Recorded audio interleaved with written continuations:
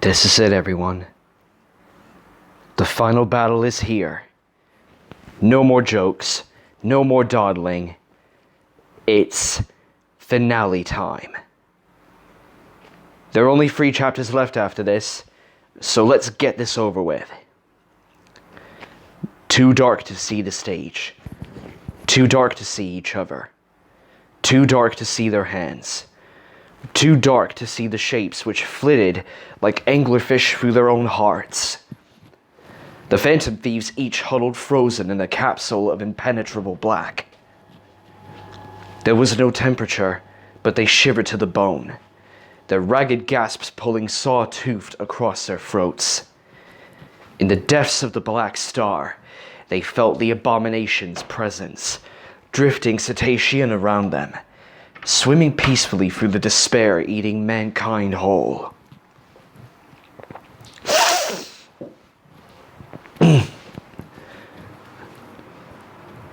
The fall of the Holy Grail left a hole in the minds of humanity, an absence where once a pedestal had been. Through that fissure I arrived dreaming. In my dream I touched the dreams of a boy racked with fear of a future turned calamitous. And I spoke unto him.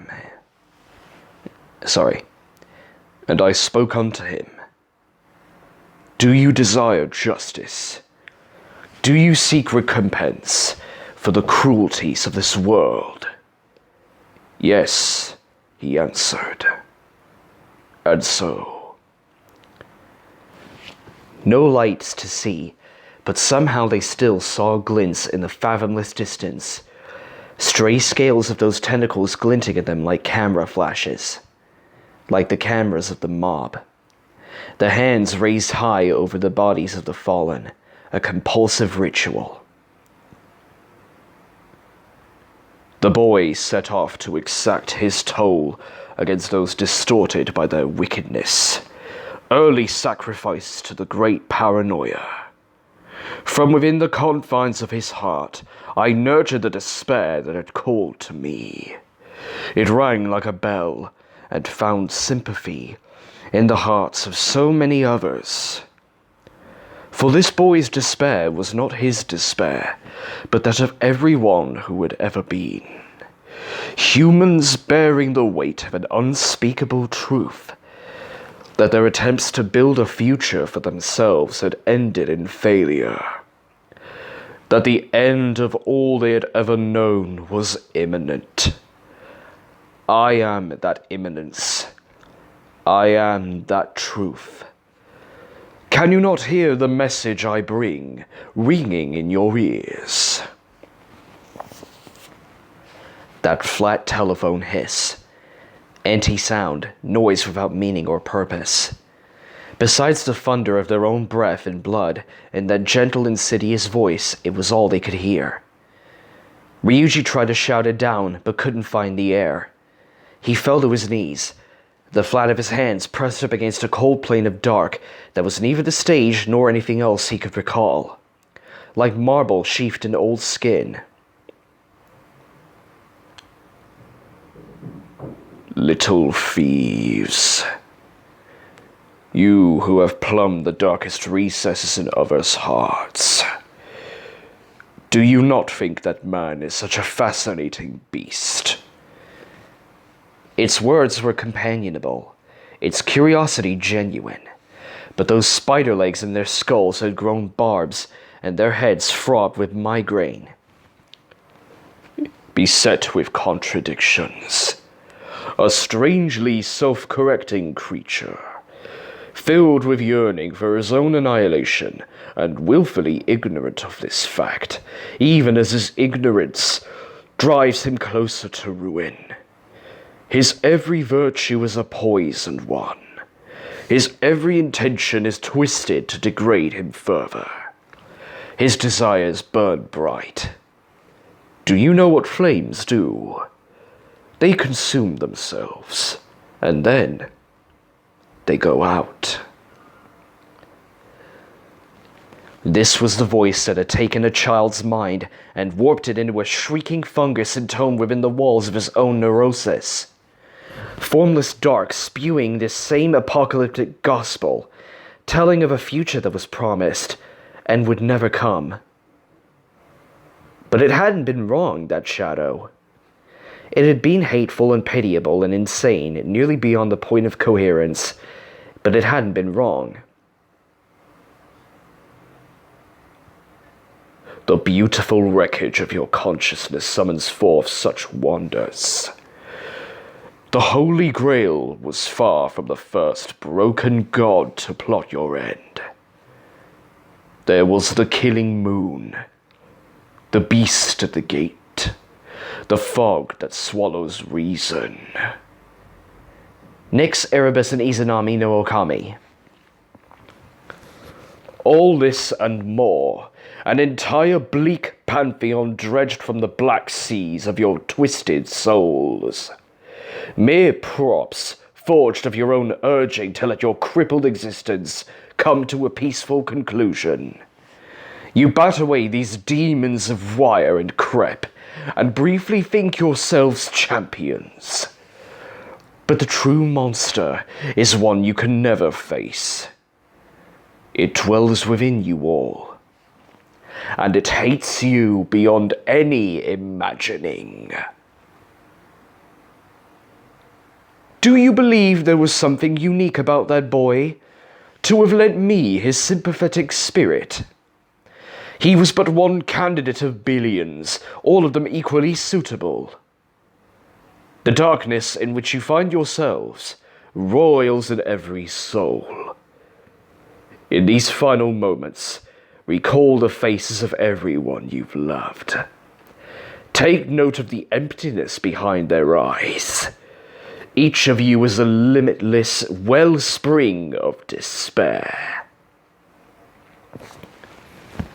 Not true, Akira spoke to himself. None of the other thieves rose their voices in assent. His own jaw felt like it was made of stone. He tried and tried to call forth his personas, but his mask wouldn't seem to light.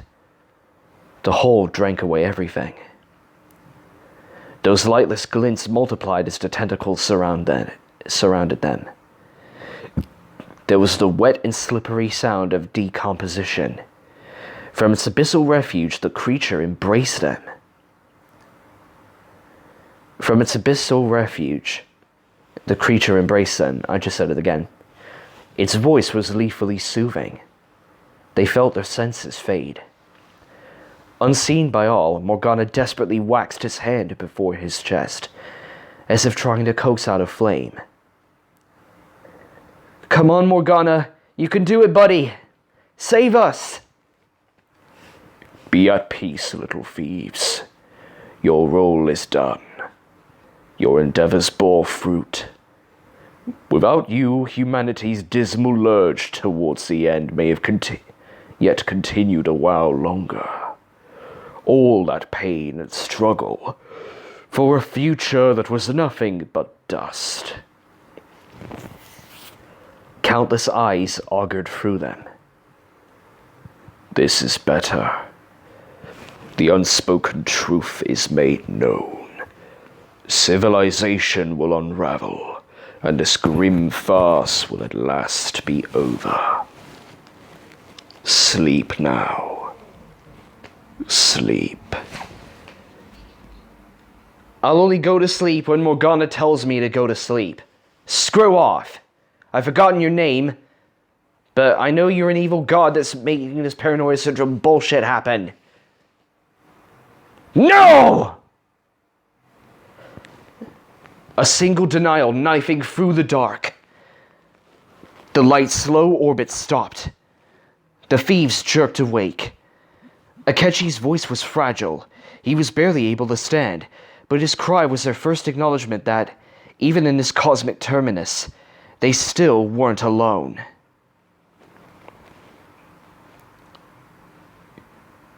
Interesting. It sounded amused. Resistance from you, of all people.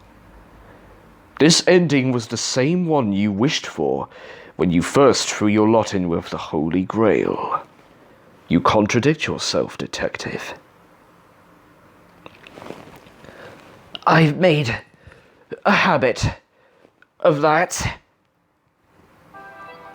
Fighting for air, fighting to stay upright. Whatever this palace had become, every part of it wanted to grind him down to nothing.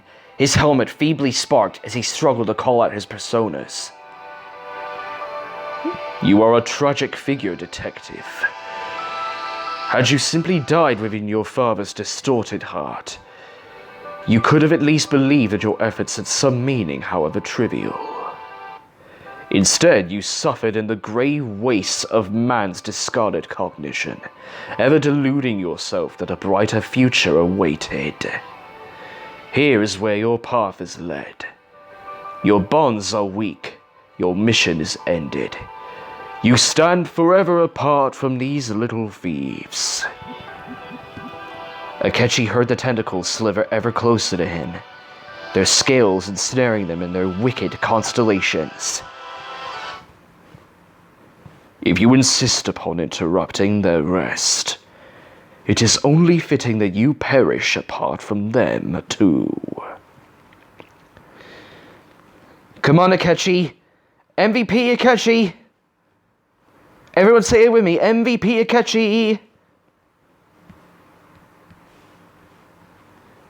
The others were too weak to even call his name.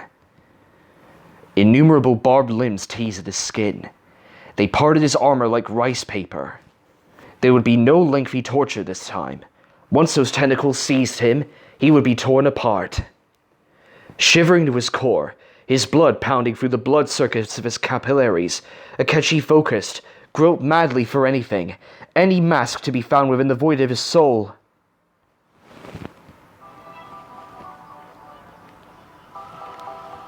And grabbed hold.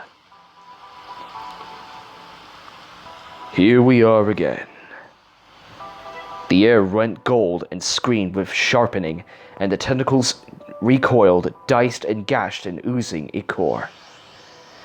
The sound Hastur produced was not that insidious croon, but a horrific broken screech like a failing wind-up toy.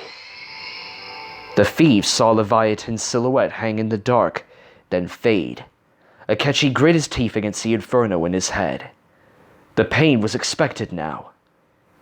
It fought back the black stars cold. "No more games," he said. "Come to me." "There is no need. You have reached the end of your long road. The crossroads are past. The choice is made. Heads or tails, black or white. It is time to find peace." "No, I won't accept that. I've endured your tedious prattle long enough. Whatever you are, fall silent and come to me." "You have only the one choice. You dare defy this essential truth?" The echo in his mind warped with outrage and nearly split his skull down the middle. His helmet split instead. It flared blue and cracked like an egg, the halves clattering at the side. "The mantle of rebellion ill suits you, vacant one." "I don't care!" Screaming now, before the pain wired his jaw shut. "There has to be more than this. The world might be trash and I'm no better, but even here, I've still found things worth treasuring. I've spent so long in the dark, falling into one hole after the next. If I have to spend the rest of my days in atonement for what I've done, then I can bear it. If the world's justice demands cruelty, then I'll spit in its face. Even this dying, rotted civilization still has things worth living for." That coin was so close now, glimmering in an unseen light, bright enough to blind him. He reached out his hand. "I don't know what they look like, or even if I'll find them, but I still have to try. I know they're out there." He closed his hand over the coin, and although he grasped nothing solid, a small patch of his palm seared hot. So be it. For a moment, the Phantom Thieves heard nothing save for the distant mewls from Hastur. Then another sound from Akechi. A frail, hoarse whimper that built and leaped into agonizing, cacophonic screaming that made them shiver even more than the unnatural dark gripping their bones. Akechi shrieked like his throat would burst, and his presence was made known to all of them by wisps of blue-white fire springing up around him like departed spirits, illuminating the mask that appeared over his face, a glassy reflective contrivance like crystallized quicksilver. There was nothing like this pain. The previous fires in his head were a brief itch compared to it. It was molten iron in his eyes. It was venom in his throat. It jabbed its stingers in his brain and went straight to the core of him, so that every cell in his body keened like fresh burned flesh. His scrabbling fingers fought for purchase on the mask's edge and found none. It was as though it had sunk right into his skull. "This is the tribulation you sought," spoke the voice, and somehow beyond belief, the agony intensified at its words. "Is it painful? It is nothing compared to what awaits, should you choose to go on. But, here and now, at the end of all things, let our contract be forged anew."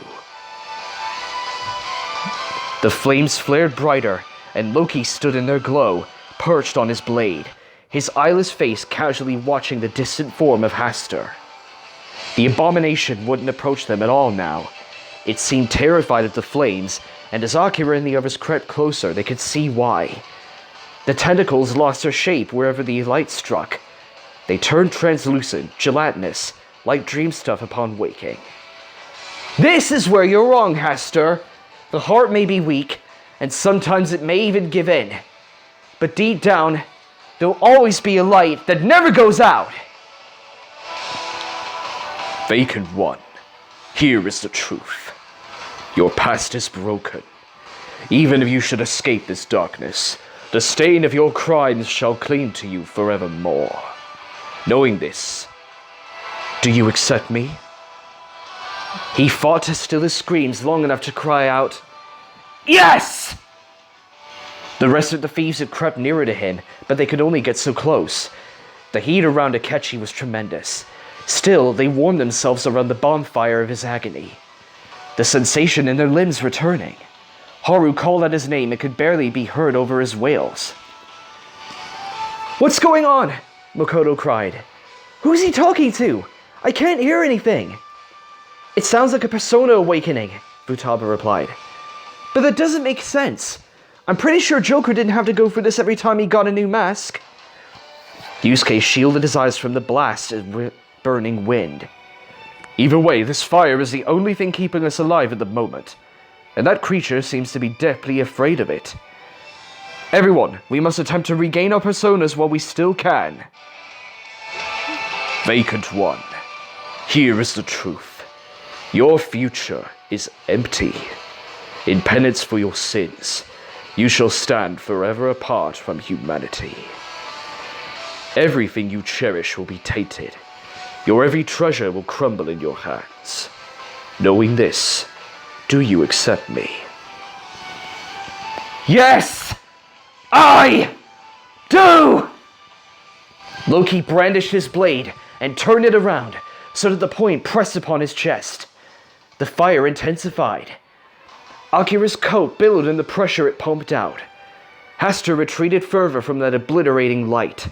Morgana was now thumping his own chest like someone in the middle of a heart attack.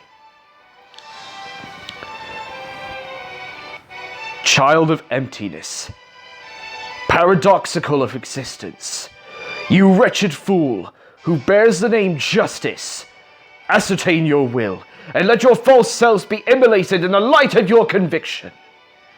I ask you a final time, do you accept me into your heart? Akechi howled his final affirmation, and without delay, Loki plunged Leviathan into his heart, and his whole form fissured like a smashed mirror. The flames became a conflagration that devoured them both head to toe. In the midst of the fire's roar, they heard Akechi's cries become impossibly even louder, saw his form thrashing in the blaze, lined with blue, and running like tallow at the edges. "Joker, you have to stop him!" Morgana shouted.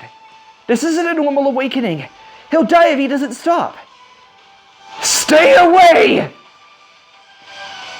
He'd been struck blind. He couldn't feel anything of himself anymore. But there still remained something at the core of him.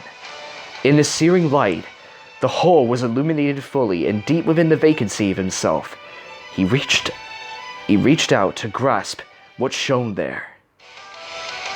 His fingers caught at the edges of the mask.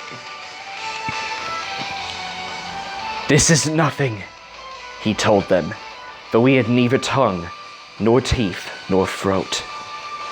"And I know there's worse to come. But I don't care. I can't lose here." He started to pull. "This worthless life, these pointless people, this cruel and awful world. I don't want to lose any of them!"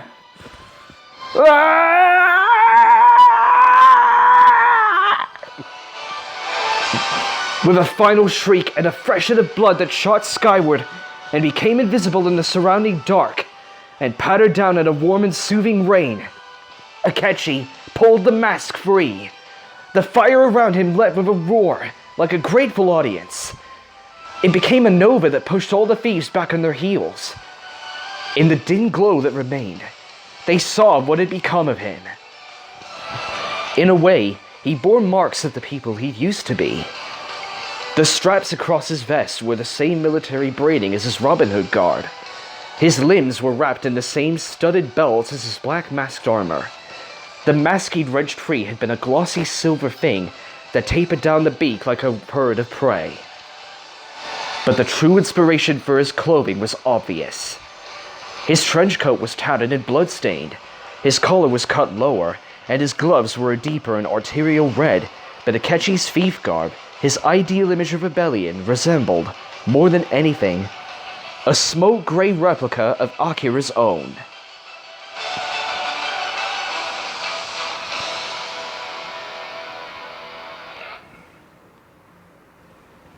It is done. I am thou, and thou art I.